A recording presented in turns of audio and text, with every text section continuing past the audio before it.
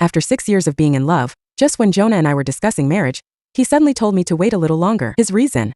He had to hold a grand wedding with his first love before he could marry me, because it was his first love's dying mother's final wish. He couldn't bear to let the elderly woman pass away with regret, so he tearfully made a promise by her hospital bed, swearing that he would give her daughter a home. But he forgot that my mother had also been longing for my wedding for a long time. I stood there, stunned, my chest tightening with disbelief. What about me? Jonah exhaled sharply, his brows knitting together in frustration. Can't you have a little empathy? It's just a 2-month delay. Are you that desperate to get married? His words struck like a slap. I swallowed hard and tried again, my voice quieter. Jonah, my mother has a heart condition. She's been waiting for this for years. Before I could finish, he took out his phone, his fingers moving swiftly. Right in front of me, he booked his marriage registration appointment with Nadia. I felt the blood drain from my face. He didn't even hesitate. Either way, Nadia will be the bride for this wedding. Your mother has to wait, even if she's on her deathbed. For all I care. I stared at him, barely recognizing the man in front of me. The same Jonah who had once held my hand and vowed to love me forever was now casting me aside like I was nothing more than a trivial inconvenience. As he turned on his heel and walked away, I felt something inside me snap. My fingers clenched around my phone as I dialed a familiar number. Ronan, I said, my voice steady despite the storm inside me. I need a new groom for the wedding in 10 days. Can you help me find one? Silence. Then my brother's incredulous voice. Arabelle, what the hell is going on? You're replacing the groom? Marriage isn't a joke. Mom will be devastated if she finds out. It was precisely because I knew my mother couldn't handle the shock that I turned to my brother for help. For 6 years, Jonah had refused to meet my parents. So, even though my mother knew I had a boyfriend, she had never seen his face. Ronan, I'm serious. I can't marry him. I had no intention of committing bigamy. I expected my brother to lecture me, to tell me I was acting recklessly. Instead, after a beat of silence, he let out a heavy sigh. I told you to be careful with him when he started seeing you behind my back. If you hadn't been so damn crazy about him, I wouldn't have even bothered acknowledging him. His voice lowered, almost contemplative. But honestly, this is probably for the best. He hesitated, then added, you know, before Mom and Dad even knew about you and Jonah, they already picked out someone for you. Remember that guy who always stared at you like he was hypnotized? Turns out, he's been waiting for you to break up. Just the other day, he was joking about crashing your wedding if he thought Jonah wasn't good enough. At his words, an old memory resurfaced, one I had buried long ago. Back then, my parents had indeed mentioned another suitor, but Jonah and I had already been secretly dating for 2 years. I was devoted to Jonah. How could I have even considered marrying a stranger? I still remembered the way Jonah had reacted when I told him. He was furious. The moment I hung up the phone, he had pinned me against the wall, his kisses burning with possessiveness, as if he could erase the mere thought of another man. Arabelle, you can only marry me, no one else. His voice had trembled, his eyes red with emotion. That night, he had held me so tightly, whispering over and over that I was his forever. He had even finally admitted to my brother that he had been dating me, confessing that we had already made a lifelong commitment to each other. Ronan had scolded him for sneaking around behind his back,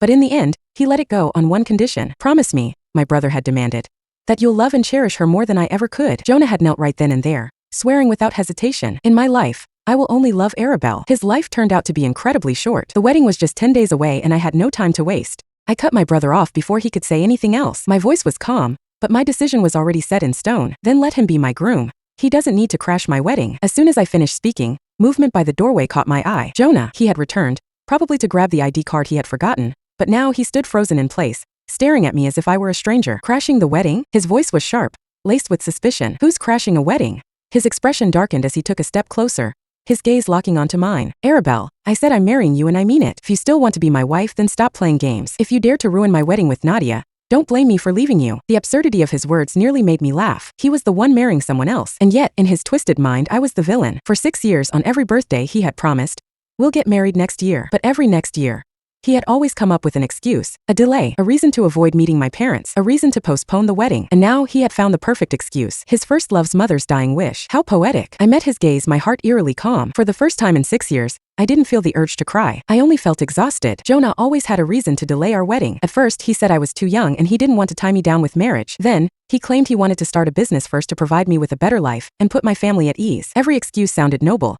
as if everything he did was for my sake. I loved Jonah, so I believed him. I truly thought he had my best interests at heart. Whenever my brother grumbled about wanting to beat Jonah to a pulp, I defended him. I waited for 6 years. My friends even joked that if I didn't get married soon, the relationship would fall apart before I ever became a bride. Finally, Jonah proposed. The wedding date was set, the preparations were underway, but he still refused to meet my parents. He claimed he wanted to surprise them at the wedding. Then, just like that, Nadia returned with her terminally ill mother. That was when I realized I had been a joke all along. I let out a self-deprecating laugh and pulled Jonah's ID card from the drawer, tossing it toward him. Relax, I have no interest in marrying a second-hand husband. The words seemed to hit him hard.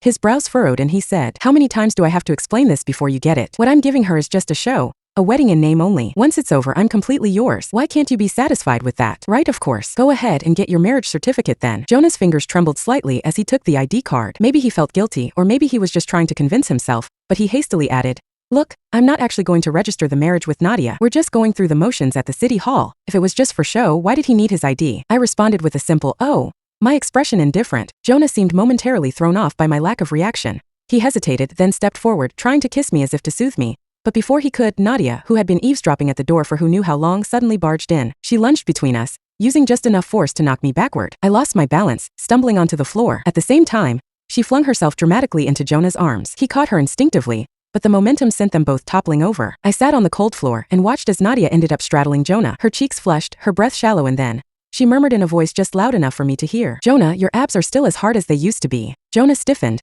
coughing awkwardly.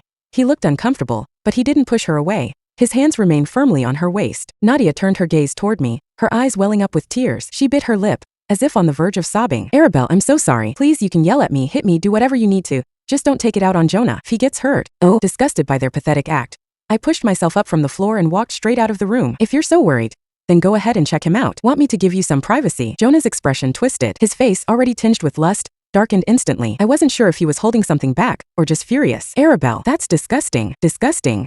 It hadn't even been 30 seconds and he was already reminiscing about old times with Nadia. Who was being disgusting here?